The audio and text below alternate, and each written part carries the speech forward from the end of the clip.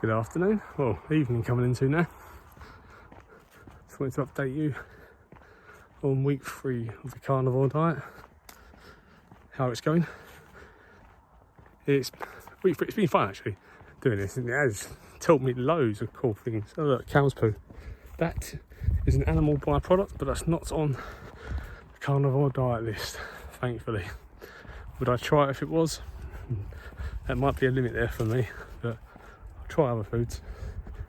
So 3 weeks, this week, coming into the 4th, and the final part of it is my birthday week, and that's going to be interesting. Just had my dad's birthday go, so people eating cakes and McDonald's and other foods. They have treats on their birthdays and stuff. Didn't have any of that. Tucked in some rump steak, I think, on my dad's birthday. Today I just had chicken skewers as a warm-up. I've got some nice marrow burgers from Aldi later, and I've also got pork ribs, spare ribs at the moment. They make the carnivore diet fun. Without them, some days it would be a drag, especially if you eat dry chicken. That is a drag. Fire over there. So I'm just having a stroll around a farm in Thanet, burning off the last bit of excess energy into the evening. Only eaten once a day. Actually, that's a lie. I had a snack at 12 o'clock. That's my first meal. It's about 18 hours fast, sometimes 20. Not deliberate, just sometimes just I get hungry. And it was just a tin of mackerel. That's what it was. That was nice, light. You had no bowel or stomach issues. Then obviously a bit later on I had the chicken. It's lovely. Energy over the last 3 days did actually dip. I ain't gonna lie. But I can't put that down to... You've got some different plants here, fennels and stuff. Fennel seeds, but they're off the list at the moment. That's why I said carnivore for life will not be for me. Animal-based, hunter-gatherer, incorporating all the different teachings from Carnivore Code, which I got as a gift. So I'm looking forward to reading the Carnivore Code and seeing how he uses the carnivore diet principles. I already know he knows the towel eating and organ meats, and he eats brains and testicles and other stuff. We will get into that down the line, but at the moment it's Sean Baker's book, and it's week 3 coming to week 4. It's been overall pretty alright. I ain't gonna lie, do I crave certain food at times? Yeah. I think the last video I was talking about a Mars bar I craved in week 1. That went, but then later on, 2 days ago, started craving Yorkie bars. I did have one day of mad cravings for everything. I wanted Chinese, I wanted Indian, I wanted Domino's, I wanted it all together at once, just fed to me. But didn't do it.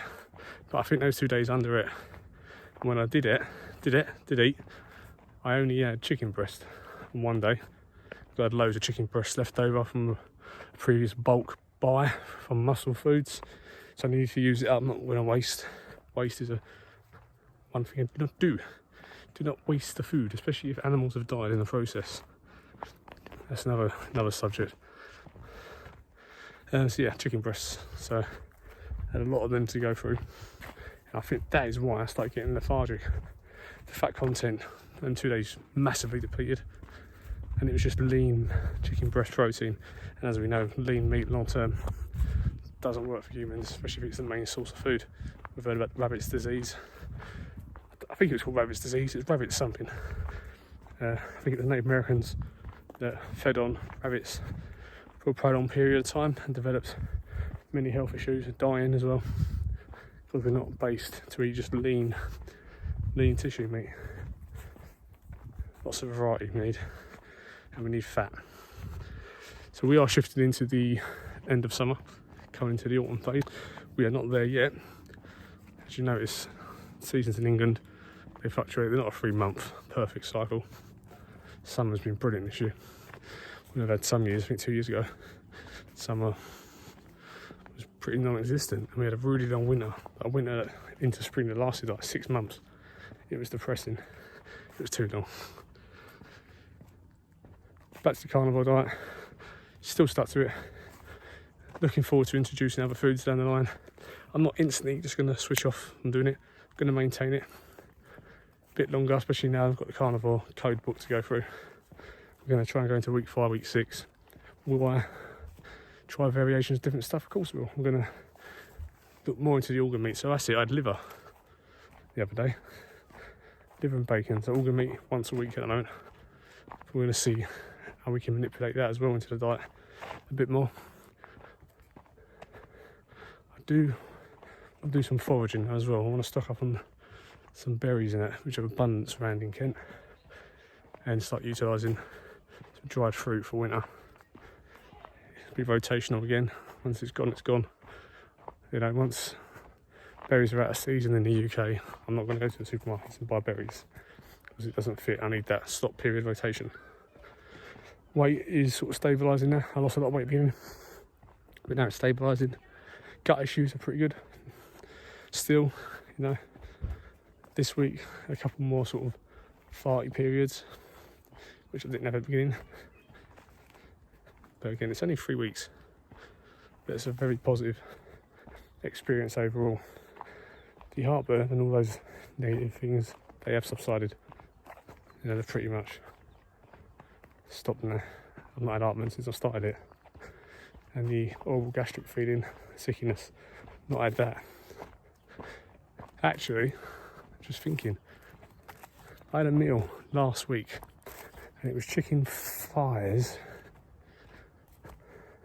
Yeah, chicken thighs, but I think they were cooked and mixed in with other stuff like breadcrumb stuff, because as soon as I finished eating these chicken thighs, they didn't taste like normal chicken thighs, like thick, you know, the plain ones you buy and you season them yourself and stuff. They tasted like Kentucky cheaper versions, and that made me feel a bit sickly afterwards, saying that. So it's definitely something to do with the quality of the meat that affects my gut as well. When it tastes sort of rubbery and slimy, not like a proper meat, it makes me feel sick. Another tip that I do actually recommend as well is absolutely stick to eating red meat at least once a day. Be it beef steak, or you can get some lamb, and lamb's expensive at times, just rotate. But when you eat like a rare steak or medium rare, try and get it nearer to rare at times as much as you can. You can have it cooked as well, but get the steak in, because even without seasoning, steak really does have flavour and juices, and it does fill you.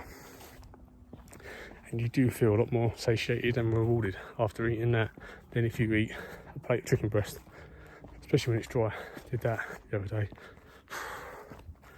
Nah, chicken breast is not, on its own dry, is not for me. Used to do it back in the day, dry chicken breast with plain broccoli and cauliflower and carrots. No sauces, no seasoning, occasionally a bit of pepper. God, I don't know how I used to do that. Thinking of it now, it's so boring. So yeah, week 3. So far so good, doing well. The other foods I'm looking to introduce, which will be seasonally, it'll probably be 3 months out of the year. In the opposite end of berries will be like nuts and seeds, because obviously we need to have them in our diet. Is that my turn in there? Yeah, it is. We need to have them in our diet as well, in rotation, I think. Not all year round, but especially when you're doing the camping bushcraft stuff. I carry jerky with me now to eat some beef jerky, which is nice. I've really got into that. But I think trail mix, nuts and seeds, they help as well. But do make you fart, or if it makes you fart, doesn't it? So, if you want me to actually go through, going up the hill,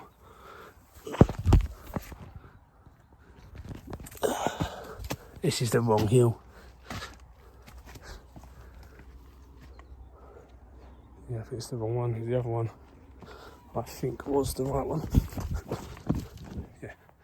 If you do want me to actually dissect book, Carnivore Diet, and go through the different chapters that he says and what I did with, and if I stuck to what he said, which I've tried to do pretty much. Yeah,